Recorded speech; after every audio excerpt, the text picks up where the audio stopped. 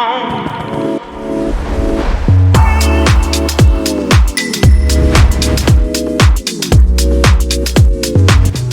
a ngi teewlu seen Rewmi 24 TV. bismillah dal leen ak jàmm ci xibaar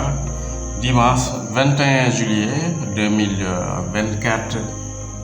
jamono yi nag ñi wax ak yéen mu mel ne kon tey ji la lambu Tapha Tine ak Balla Gaye ca arène nationale foofu ca Pikine mu mel ne nag wax ji nag daal dinay bari ci nag wax ji nga xamante ne rek Baye Ndiaye di rek ji Assis Ndiaye wax na ko ci lambu ji daal di xam ne rek lambam bu ko neexee nañ ko tas midi waaye nag ku ne xam na ne rek lamb ji ni mu nar a demee bu fekkee noonu la nar a demee rek kon coow dina bari mooy raw batala joola di ay wax yoo xam ne ñu bari génn nañ def ci ay tontu di wax ne rek loolee kat du yoon benn yoon ndax kat il faut nag ñu daal di def li nga xamante ne nag mooy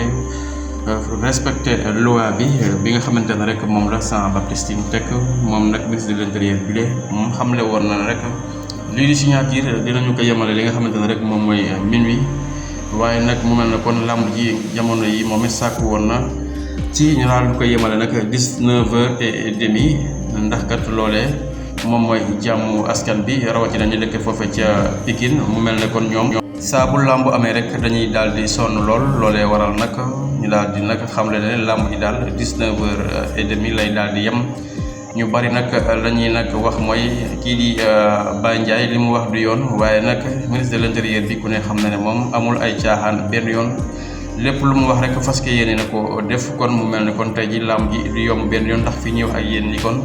ñii di BIP ak police gendarmerie ñëpp kon ci làmbu tey ji mu mel ne kon jamono yi ña ngay utali fa nga xamante ne rek moom mooy ci arène ba ak nag fi nga xamante ne rek mooy ci mbedd yi daal di nag fas yéene nag kaaraange def ko ci askan bi yëpp ngir rek làmb ji bañ a am benn coow daal di nag jeexe ca heure ba nga xamee ne rek moom lañ leen jox kon ci kanam tuuti daañu leen ko toppal fii ak 19h30 ndax làmb ji dafay jeex wala boog dañu koy tas lu ci mënti am daal dinañu leen ko toppal ci seen bi di Rewmi 24 TV jërë ngeen jëf mbokk